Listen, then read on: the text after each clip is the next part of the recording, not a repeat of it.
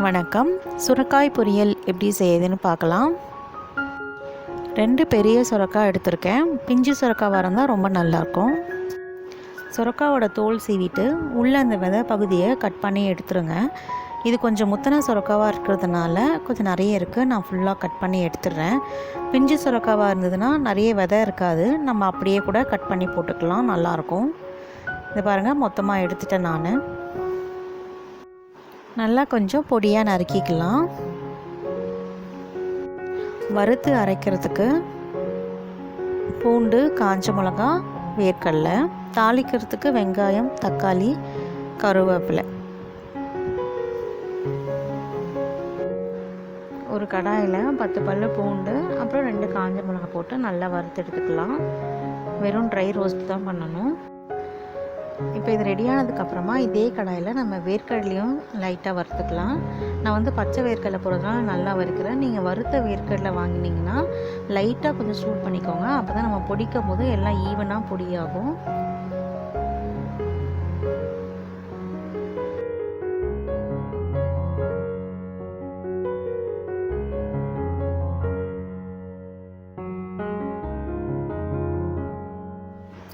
வேர்க்கடலை இப்போ ரெடியாகிடுச்சு. இந்த வேர்க்கடலை, பூண்டு, காஞ்ச மிளகா எல்லாத்தையும் பொடி பண்ணிக்கலாம். ஒரு கடாயில் ஒரு 3லேருந்து 4 ஸ்பூன் எண்ணெய் விட்டுருக்கேன். 2 பெரிய சொற்காங்கிறதுனால நிறைய இருக்கும். அப்புறம் 1 ஸ்பூன் கடுகு பொரிஞ்சதுக்கப்புறம் சீரகம் கொஞ்சம் பொரிஞ்சதுக்கப்புறமா நம்ம உளுந்து சேர்த்துக்கலாம். உளுந்து சேர்த்து இந்த உளுந்து கொஞ்சம் பொன்னிறமாகட்டும். நம்ம சுரைக்காய் கூட்டு, சாம்பார் இதெல்லாம் வச்சுருக்கோம். இந்த பொரியல் பண்ணி பாருங்கள், ரொம்பவே சூப்பராக இருக்கும். நம்ம இந்த சாதத்துக்கு சைட் டிஷ் மட்டும் இல்லாமல் சாதத்துலேயே போட்டு பசஞ்சு சாப்பிட்லாம். இந்த உளுந்து நல்லா கொஞ்சம் ஃப்ரை ஆனதுக்கப்புறமா வெங்காயம், கருவேப்பிலை இது 2த்தையும் சேர்த்துட்டு நல்லா கொஞ்சம் வதக்கிக்கலாம். இந்த வெங்காயம் இந்த எண்ணெயில் நல்லா வதங்கணும், அது வரைக்கும் கொஞ்சம் நல்லா வதக்கிக்கலாம்.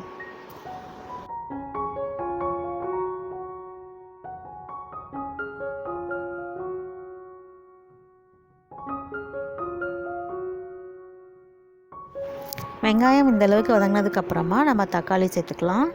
நான் 2 வெங்காயம் 2 தக்காளி சேர்த்துருக்கேன். ஏன்னா சுரைக்காய் நிறைய இருக்குது, அதனால் நீங்கள் அதுக்கேற்ற மாதிரி கொஞ்சம் கூட குறைச்சி சேர்த்துக்கோங்க. 2 கல் உப்பு போடுறேன், நல்லா வதங்கிடும் சீக்கிரமாக. அதனால் நல்லா தொக்கா வேணும்னா நிறைய வெங்காயம் தக்காளி கூட நம்ம சேர்த்துக்கலாம். இப்போ இது நல்லா கொஞ்சம் வதங்கட்டும். வதங்கினதுக்கப்புறமா நம்ம சுரைக்காயை சேர்த்து நல்லா வதக்கிக்க போகிறோம்.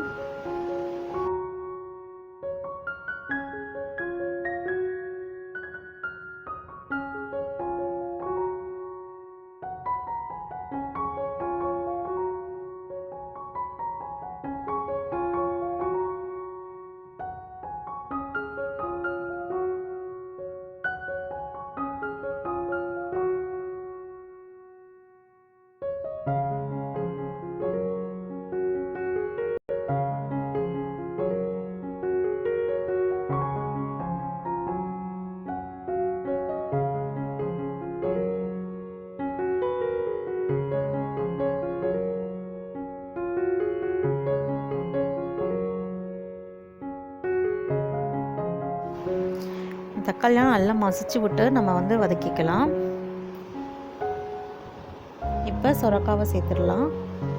சுரைக்காவை சேர்த்துட்டு நல்லா வதக்கிக்கலாம். இதையும்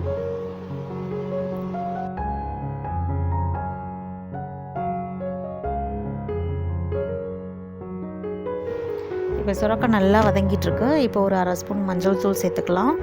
ஒரு 2லேருந்து 3 ஸ்பூன் வரைக்கும் மிளகாய்த்தூள், ஏன்னா காரத்துக்கு ஏற்ற மாதிரி சேர்த்துக்கோங்க. நான் குழம்பு மிளகாய்த்தூள் தான் சேர்க்குறேன். அப்புறம் தேவையான அளவு உப்பு. இந்த சுரைக்காயில் நல்லா தண்ணி விடும், அதனால் நம்ம நிறைய தண்ணி சேர்க்க வேண்டியதில்லை. இந்த மசாலாலாம் கொஞ்சம் வதங்கட்டும், அதுக்கப்புறம் நம்ம கொஞ்சமாக தண்ணி சேர்த்துக்கலாம். இப்போ இது நல்லா வதங்கிடுச்சு. இதில் ஒரு 1/4 டம்ளர் அளவுக்கு தண்ணி சேர்த்தா போதும். ரொம்ப ஃபுல்லாக தண்ணி வைக்கணும்னு அவசியம் இல்லை, ஏன்னா சுரைக்காயில் நிறைய தண்ணி விடும். நம்ம கொஞ்சமாக தான் தண்ணி வச்சோம். பாருங்கள் எவ்வளோ தண்ணி வந்திருக்கு. இந்த சுரைக்காவும் நல்லா வெந்திருக்கு. சுரைக்காய் எப்பயுமே சீக்கிரமாக வெந்துடும். இப்போ இதெல்லாம் கொஞ்சம் தண்ணி ட்ரை ஆகட்டும். இப்போ ஓரளவுக்கு தண்ணி ட்ரை ஆகிருக்கு. இப்போ நம்ம வேர்க்கடலை பொடிச்சு வச்சுருக்க வேர்க்கடலை, காஞ்ச மிளகா, பூண்டு இது 3த்தையும் நம்ம சேர்த்துக்கலாம். சேர்த்துட்டு நல்லா கிளறி விட்டோம்னா இன்னும் கொஞ்சம் திக்காகிடும். பாருங்க, நல்லா திக்காயிடுச்சு. இப்போ கொஞ்சமாக கொத்தமல்லி தழை தூவிக்கலாம். சுவையான சுரைக்காய் பொரியல் எப்படி செய்யுதுன்னு பார்த்தோம். நன்றி.